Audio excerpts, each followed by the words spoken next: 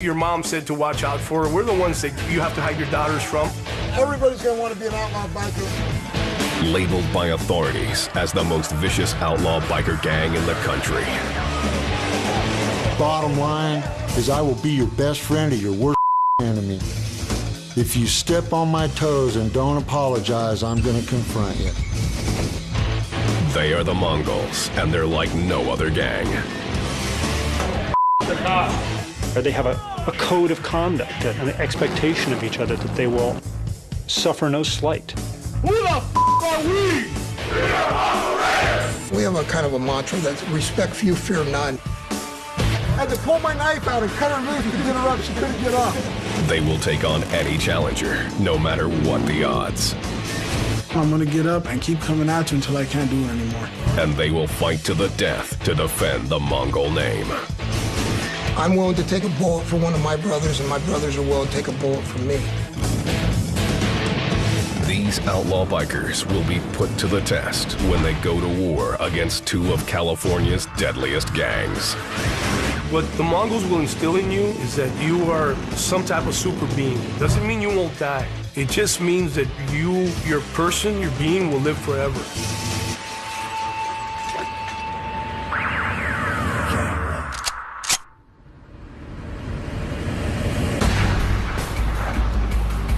Commerce, California, November 1999. 7 miles east of Los Angeles, 42-year-old Daniel Herrera went looking for his wife at Niños, a local bar.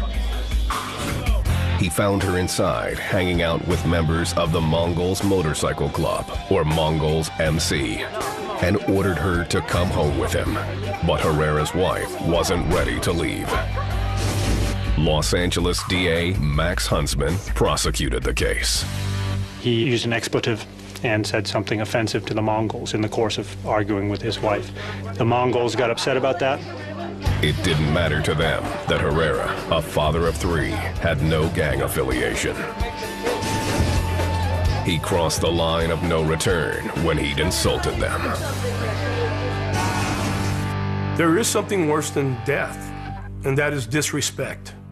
I don't care if you give me respect because you fear me or because you like me, but I want respect, and I'm going to get it in one way or another. To pay the price for his disrespect, Herrera would come face to face with the Mongols' brutality. Several Mongols, led by Adrian Gutierrez, chased Herrera outside the bar. They cornered him in an alley and savagely beat him. Gutierrez dealt the final blow, digging a knife into Herrera's back until he drew his last breath. It was particularly brutal. It wasn't just a quick stab wound and they run away or something. It was multiple gang members beating him in multiple places over a fairly long period of time. The crime bore all the hallmarks of a classic Mongols attack: spontaneous, merciless, and deadly. What makes the difference between an outlaw biker and some of these other groups, I think, is to the extent that you will defend yourself. With only an estimated 1,000 members across the country, the Mongols are a relatively small organization. What they lack in numbers, they make up for in bravado and ruthlessness. Being a Mongol is like having a power greater than you could ever imagine. We're not trying to be choir boys. We're not trying to be Boy Scouts. I mean, we are what everybody fears. Members say they belong not to a gang, but a Mongol nation. And they pledge the highest form of loyalty and self-sacrifice to each other. Roger Pinney was a national president and one of the original Mongols.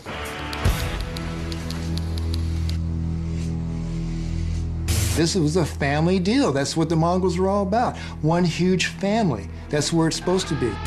I will give my life for this club. You know, don't get it twisted. Anybody out there watching this, I will die to make sure that the brother behind me can live, you know? Formed as an Hispanic alternative to white motorcycle gangs like the Hells Angels, the Mongols have established multi-million-dollar drug smuggling rings, competing with their rivals for a cut of the cocaine and methamphetamine trade. They also smuggle guns and steal choppers. You know, grand theft motorcycle, and they're very good at it. They chop up the vehicles and make other vehicles from them. They switch VIN numbers. There's a lot of that. They're very organized, they're very in control, they're very serious. They have officers, they meet regularly, and they are communicated to what they will and won't do. Despite the gang's criminal record, the Mongols' current president, Ruben Doc Cavazos, insists that their activities are all above board. Are there members that do things that maybe, you know, I don't approve of? Yeah, okay, there is. But is it part of a club function? No. Do we try and discourage it? Yes, we try and discourage it. Cavazos was raised in East LA. In his youth, he was a member of the Avenues, one of the toughest, most hardcore gangs in California. The Avenues are part of a large coalition of Southern California Hispanic gangs known as Sureños.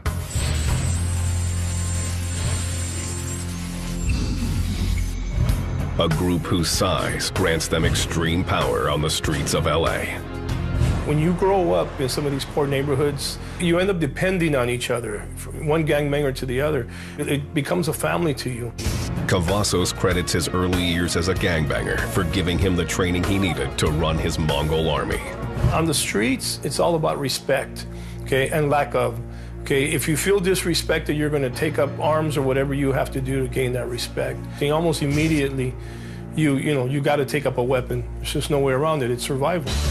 A love of motorcycles drew him to the Mongols. He rose through the ranks and in 2002 took the reins of the club.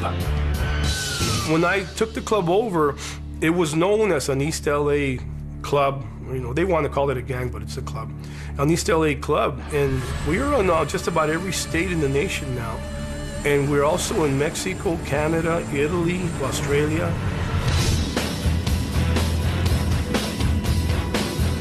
As national president, Cavazos began a recruitment drive, bringing Sureño gang members into the Mongols in order to bolster their ranks. They weren't necessarily as motorcycle-oriented, but they were violent-oriented. So they made good soldiers within the gang and good bodyguards and good criminals. But many of these Sureños were already controlled by the Mexican mafia, known on the streets as La M.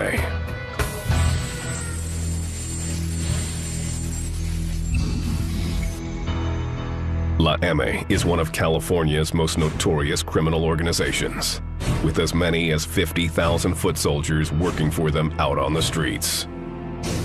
These foot soldiers execute the mafia's orders and pay them a cut from their drug trade.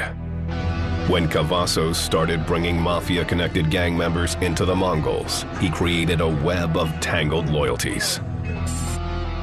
Reporter Chris Blatchford has been covering LA's gangs for 20 years. And there was some question, well, you know, whose side are you on? I mean, that's when the violence started. January 2004. The trouble began in Rosemead, California, a small town 11 miles east of LA. La Sangra, a gang loyal to the Mexican mafia, was running a methamphetamine lab out of a motel room. Profits from the operation were going to the mafia.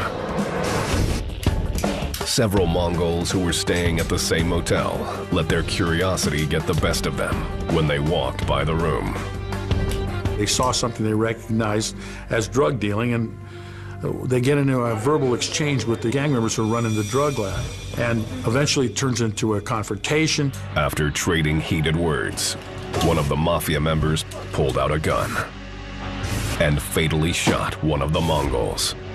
Police quickly descended on the motel, uncovering the meth lab. The incident infuriated Mexican mafia leaders, who lost $10,000 in the bust. They demanded that the Mongols cover their lost earnings. Mexican Mafia felt that that was an insult to them, that they had lost money had the drug dealing not been compromised. And so they told the Mongols, you owe us some money. Not only did the Mafia order the Mongols to pay for the lost lab, they issued a bigger, sweeping demand.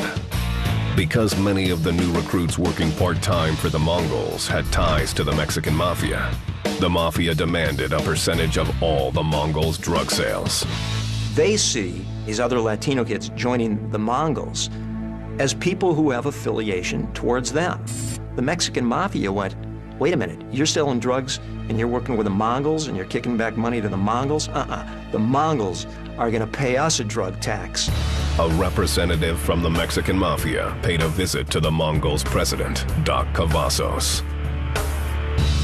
And he says to me, well, you guys need to pay your tío, which is uncle in Spanish. And I said, well, I'm not giving my tío anything.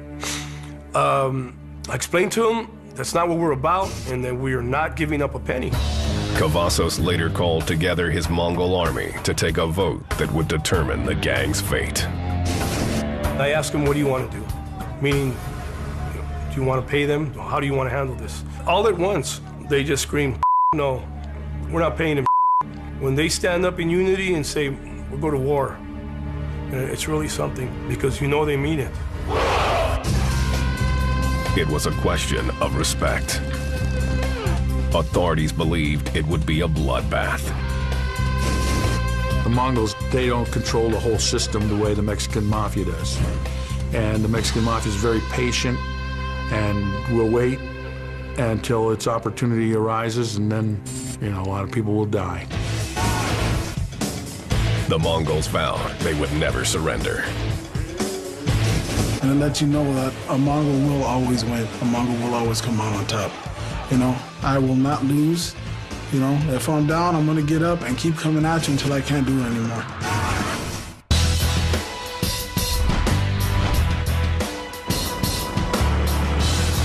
In 2004, the outlaw biker gang, the Mongols, prepared to go to war with the most powerful gang in Southern California, the Mexican Mafia. You got to remember, these are two giants. These are two giants that they live on pride and respect. And to ask for one or the other to bow down, it's just not going to happen. I love to kick ass. I'll come at you with a smile, but I will fight you just because it's cloudy outside. You know what I mean? That's what I like to do. The Mongols were no strangers to violence. The gang had been at war with their chief rival, the Hells Angels, for decades. It was a war that defined the Mongols' history and who they are today. The Mongols' motorcycle gang originated in Montebello, California in 1970, naming themselves after the legendary army of conquerors led by Genghis Khan. In spite of their name, the Mongols had humble beginnings. Barred from joining the Hells Angels due to their Hispanic heritage, a half dozen came together to form the gang. The original credo of the Mongols is that they were guys riding Harleys. That's really the genesis of it. Like many of the original Mongols, former President Roger Penny was a Vietnam veteran. Most of us had post-traumatic stress, but we didn't want to admit it because we wanted to forget about it, and we were like disgraced. We were spit on when we came back in the airport. We were looking for a niche. A lot of these people haven't got families, so it's a family. At first, their goals were simple: ride together, party together, and rebel against society. But they weren't just friends bucking convention. The gang quickly attracted members with criminal tendencies, and soon the label outlaw stuck to them. Reports of stabbings, shootings, and statutory rape followed the Mongols wherever they rode. As they grew in numbers, the Mongols began to encroach on the Northern California territory of the Hells Angels. Soon, these disaffected war veterans traded one battlefield for another as they went to war over turf with the Angels. It was a fight that started over a black and white patch. A Mongol's proudest possession is a patch displaying their club colors. Worn on their vests, it's split into 3 pieces with their logo in the middle. Over the top, it says the name of the gang, and on the bottom, it says where they're from. The Hells Angels claimed all of California as their territory and declared ownership of the state on their patch. Starting in the early 1970s, the Mongols also wanted to claim California and put the state name on their patch. The move infuriated the Hells Angels. Well, the Hells Angels came to the Mongols and said, you need to take it off. And obviously that didn't go well with the members of the Mongols Motorcycle Club. And they basically told them, you know, F off. That's how the first war started. Clashes between the two gangs escalated from barroom skirmishes into bloodier and deadlier reprisals. They're going to go from fighting on the street in drunken brawls to stabbing each other. From there, they're going to go to shooting each other, and from shooting each other, they'll go to bombing. Nothing would be off limits in the two gangs' fierce struggle for power. Summer 1977.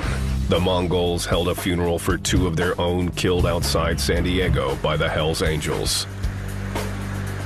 Just before the ceremony began, someone dropped off a bouquet of red and white carnations, the Hells Angels colors.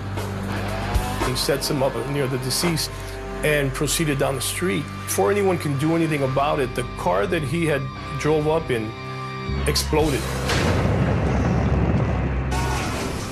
3 Mongols were injured in the attack. 2 months later, the Angels struck again, setting off another bomb, this time in a Mongol's bike shop in Los Angeles. Somebody sent a motorcycle tire in there to have a flat fixed. Unfortunately, the only person working was the kid brother of a Mongol member. When the kid was changing the tire blew up. It blew up the whole building and killed the kid. The Mongols retaliated.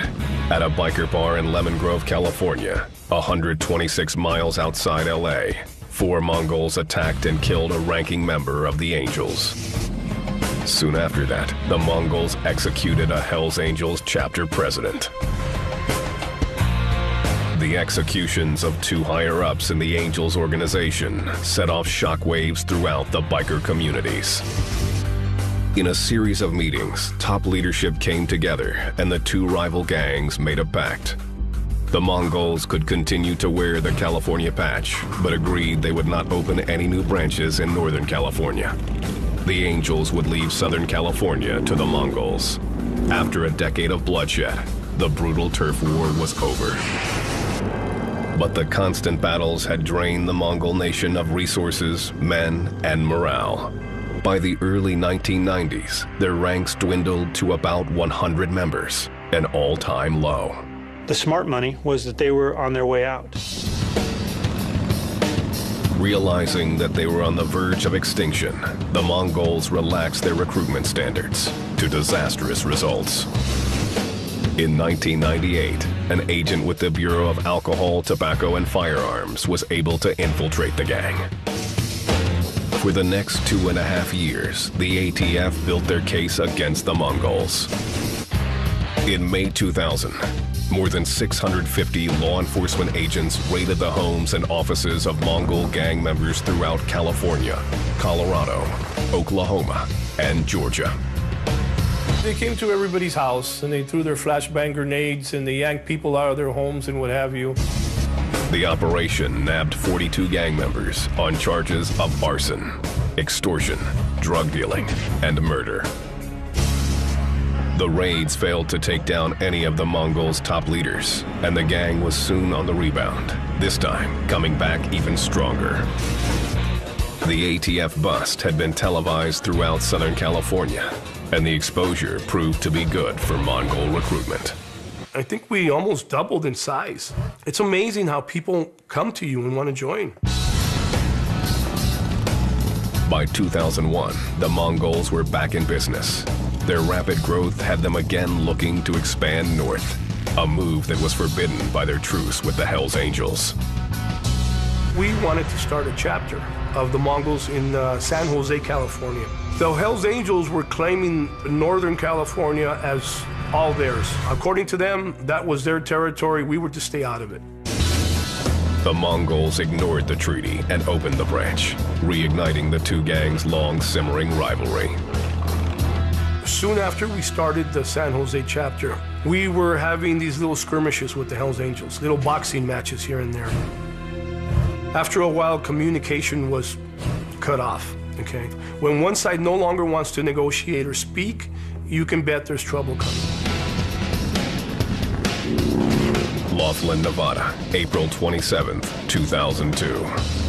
Tens of thousands of bikers from across the country descended on this casino town on the Arizona-Nevada border for the annual Laughlin River Run.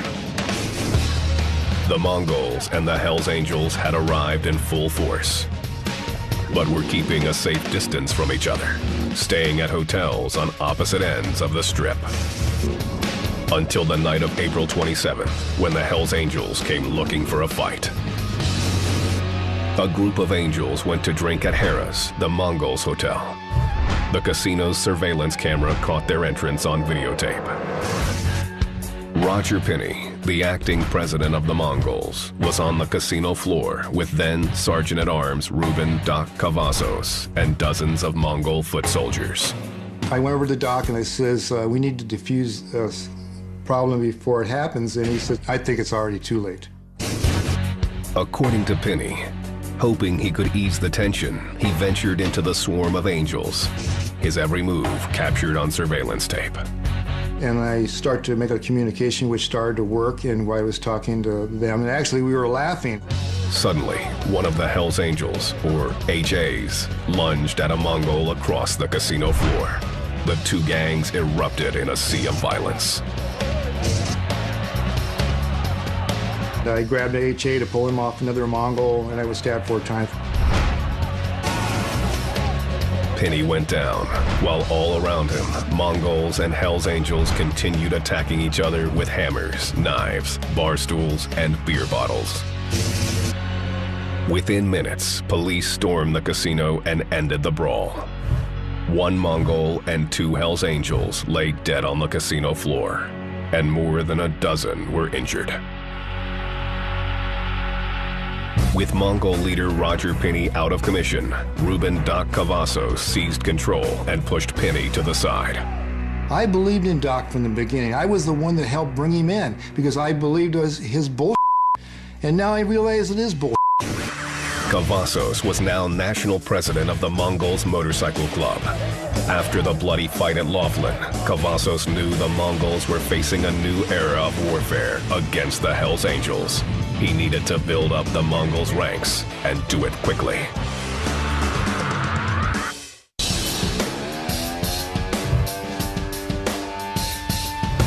LA, 2002. After a decade-long truce between the Mongols Motorcycle Club and the Hells Angels, the two arch rivals went to war all over again. One of them is going to be the victor and one is going to be the vanquished. And whoever wins, of course, will try to expand their territory. Mongols President Ruben Doc Cavazos set out to grow his biker army as quickly as possible. The ranks of the Mongols numbered in the hundreds, while the Hells Angels had thousands of members spread out across the nation. Outmanned by their enemies, the Mongols launched an aggressive new recruitment strategy. Doc Cavazos went back to his street gang roots. He began enlisting part-time members with ties to other Southern California street gangs. And those Hispanic gang members sometimes didn't know how to ride a bike, didn't have a bike themselves. This was a violation of their own rules of conduct. For more than 30 years, the Mongols had a rule that every member needed to own and ride a Harley-Davidson motorcycle. Now, this was being suspended to increase membership. The decision stirred up controversy, and many Mongol veterans, like Tony Vodnik, didn't trust or respect the new recruits. To me, they're not bikers, they're gangbangers. They call themselves part-time Mongols. There's no such thing as part-time Mongols. You're a Mongol 100% or you're nothing. Members who joined the Mongols in the past usually went through a long initiation process. They had to learn the gang's rules and its constitution and perform tasks, some of them criminal, to get patched in.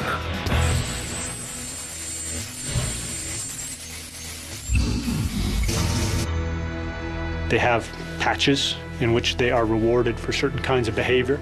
And the behavior that they get a patch for is antisocial, violent, offensive behavior. These patches become part of a Mongol's bragging rights. A red wing for participating in group sex. A Laughlin patch for surviving the 2002 battle. And the skull and crossbones represents violent crime, including murder. Mongol Adrian Gutierrez, who fatally stabbed Daniel Herrera outside Niño's bar in Commerce, California, received one such patch. After Mr. Gutierrez committed the murder, shortly thereafter he showed up with a skull and crossbones patch. We learned that that was for killing somebody in support of the gang. And that's the kind of thing they take pride in. They're set forth in their bylaws what patches you can get, just like the Boy Scouts give merit badges. Every patched-in member is chosen for a unique skill he offers the organization. There may be a guy in the Mongols that's never done anything particularly violent, but he may be a good drug dealer, you know, and he's a money maker of some kind. Maybe he's not a drug dealer, but he has some other kind of scam going that he can bring money into the club. You know, another guy might be a stone killer, and he may be an enforcer. And that's what he's famous for. Each person has a role. The Mongols also sport tattoos, designed to cement their status as outlaws. They're out there to commit crimes, and they have these patches and these activities that they do that alienate the rest of the world and tie them in closer to the gang. For many, the gang becomes a virtual family. Family was kind of weird for me, so I found it in other areas of my life.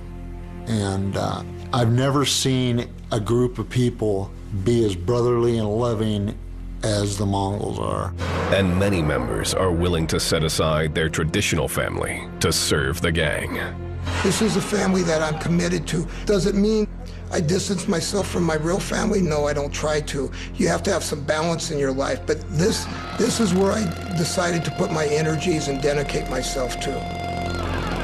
I coach Little League sports, you know? You would look at me and not think that, but you know, like I said, I'm two people. I'm the dad, the husband, the coach, and then once I leave that part of my life, then there's this life, you know what I mean?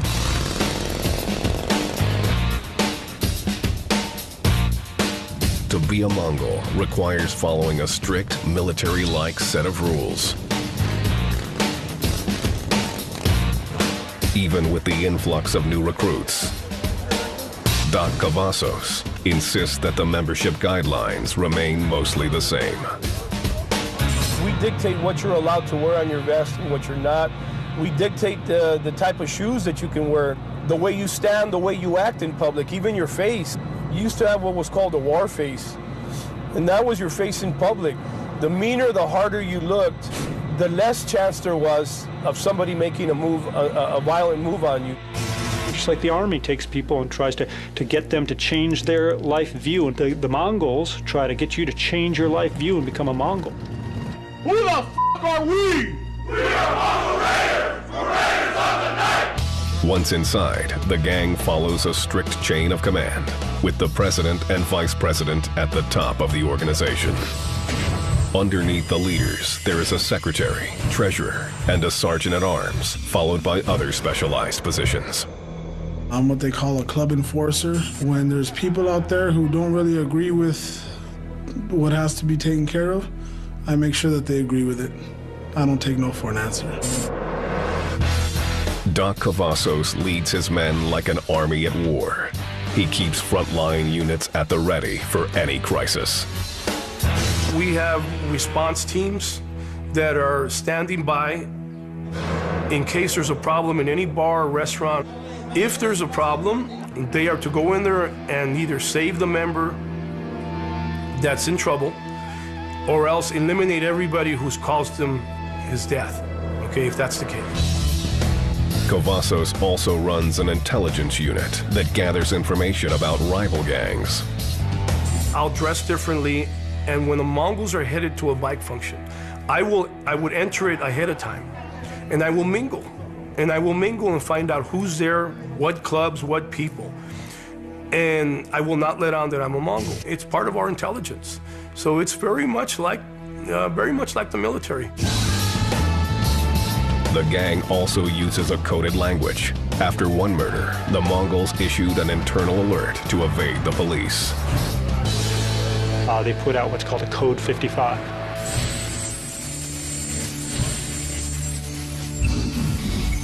They told all their members in the area not to wear their colors, their vests that show the name of their gang, not to go out openly, not to carry weapons when normally they do carry weapons, and to avoid contact with law enforcement. That's the kind of organized criminal enterprise that allows them to function in the way they do. At the core of the Mongols' organization is the credo that every member must live by. It doesn't matter who you are, we don't fear you, okay? And basically, the idea of training these Mongols, recruiting them and what have you, is for them to live by that. They should fear no one, you know, not even death. From 2002 to 2004, Doc Cavazos' recruitment strategy dramatically increased the gang's membership. Gotta love them. There were now several hundred Mongols operating on the streets of California. But these new members would put the gang's future in jeopardy and pit the Mongols in a life and death struggle with the mighty Mexican Mafia.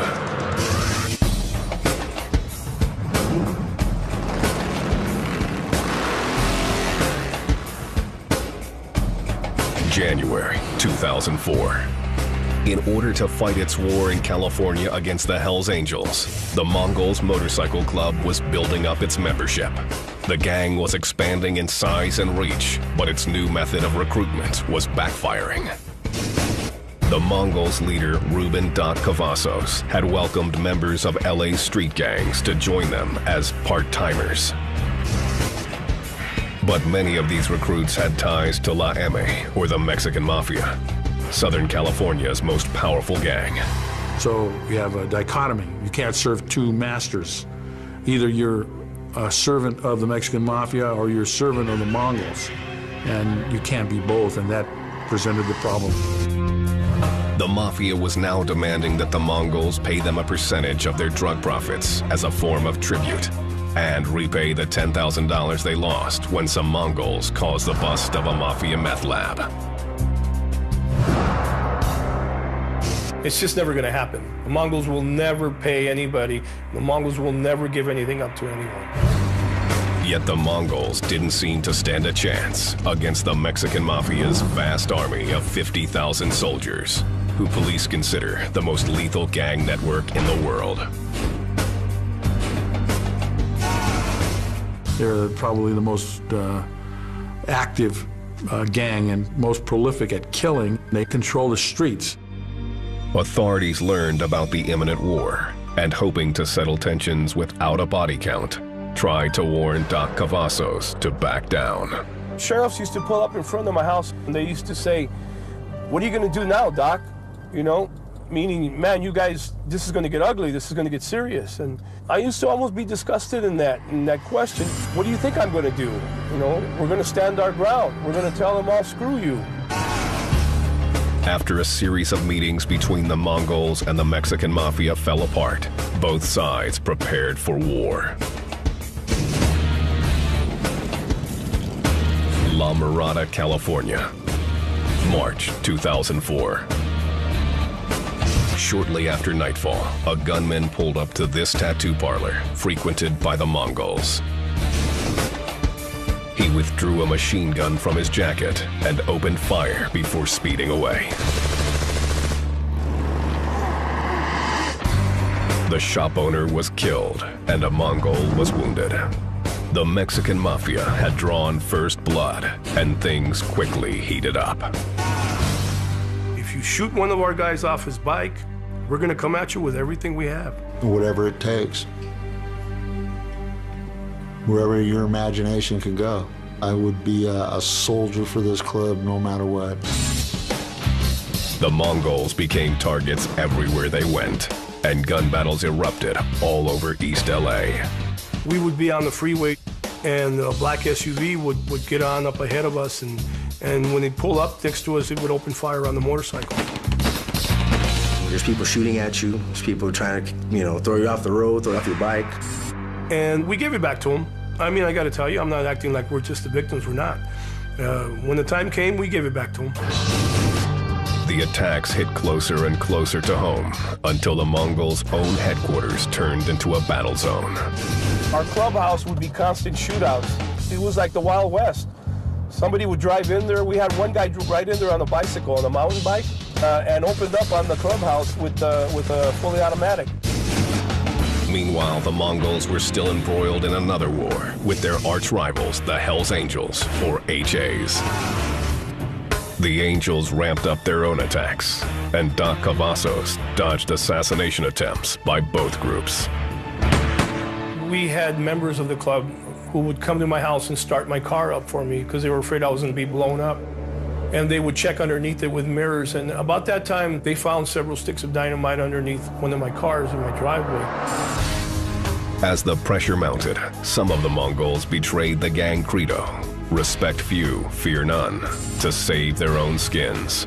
It got so bad that I'm told that a lot of Mongols were not wearing their colors around town because they were afraid that the Mexican mafia would see those colors and they would send somebody to kill them. When the war broke out with the HA, we lost maybe 2 or 3 members. When the war broke out with the M, we lost about 20 members. Many of the Mongols' old guard openly blamed Doc Cavazos for the bloody siege.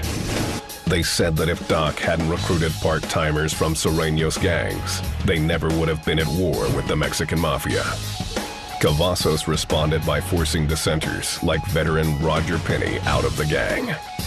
It's just when he realized people weren't happy with what he was all about, he kicks them out, which he has kicked out more people in his time of reign than the whole club has been together since the beginning of time.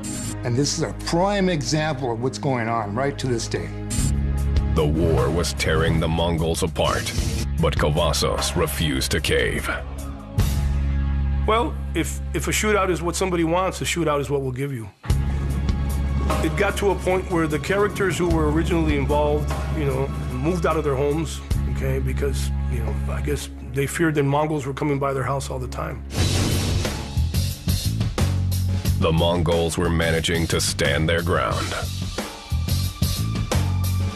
But with 2 ongoing wars and growing dissension within his own ranks, Cavazos faced an uncertain future. I don't even want to say what might happen to this man. If he ever gets locked up, he's gone. The man is gone.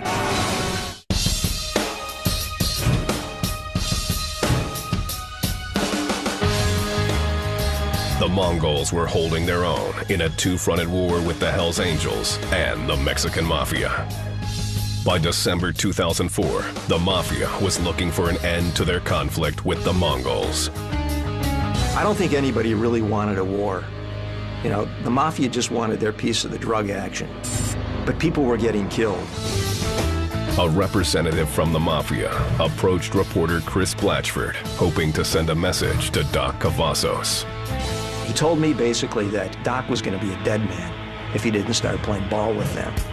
Through his reporting, Blatchford served as a go-between, and the 2 sides sat down together. In a closed-door meeting, representatives of the Mexican Mafia and the Mongols struck a deal to end the war. No one outside of that meeting knows what was agreed, but members of law enforcement believe a payment was made to end the bloodshed. I think everyone involved kind of realized, this is not going to go anywhere nice. Yet growing conflicts within the gang itself still challenged leader Ruben Doc Cavazos. There's a faction in the Mongols that don't think that Doc Cavazos is a real hardcore biker. They see him more of a politician and a manipulator who's surrounded himself with some thugs that take care of him and sort of watch his back. Many of the old guard Mongols were thrown out of the group for questioning Cavazos. They accused him of weakening their organization by filling it with part-time gang recruits of dubious loyalty. So what's going on here with Doc? Part-time Mongol. If you have a bike, you earn that patch, you ride, and you act like you're a biker. You act like you conduct yourself as a biker.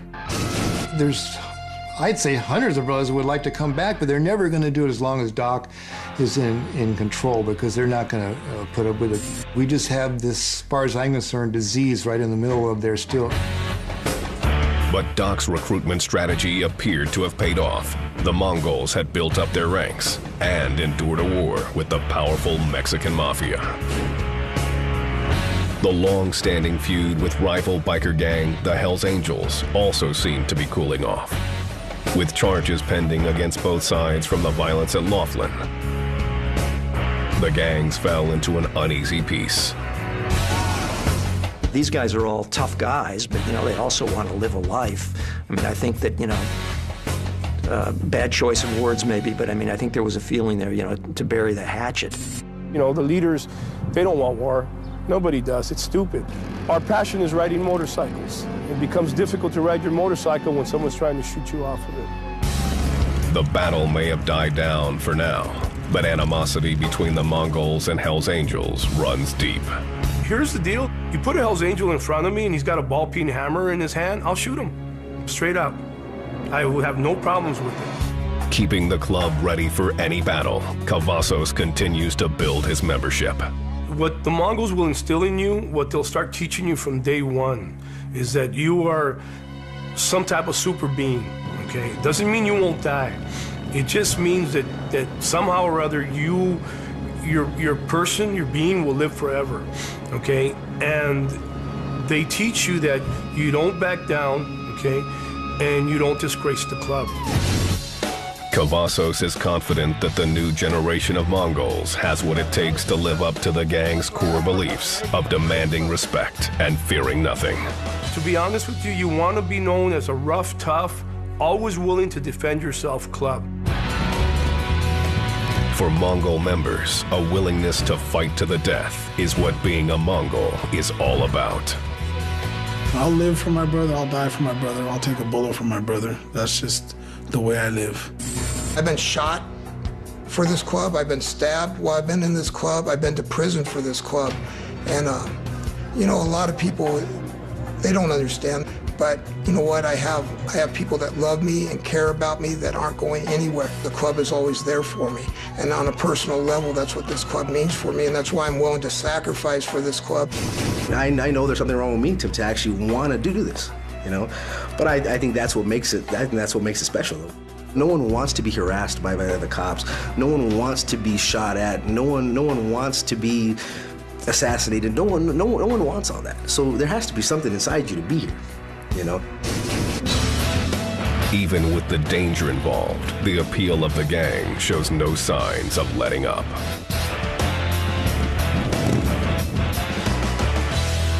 I think the public is readily available to accept the myth about outlaw biker gangs, that they're pretty neat guys on the open road on bikes, you know, boom, boom, boom, boom.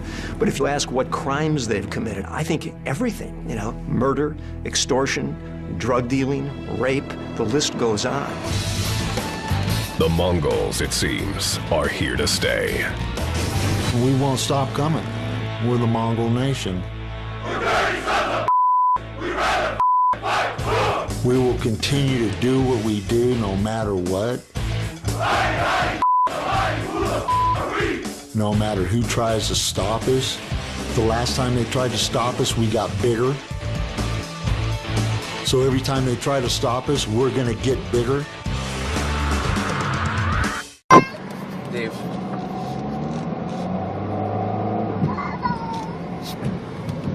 There's a bunch over here. Bunch over here.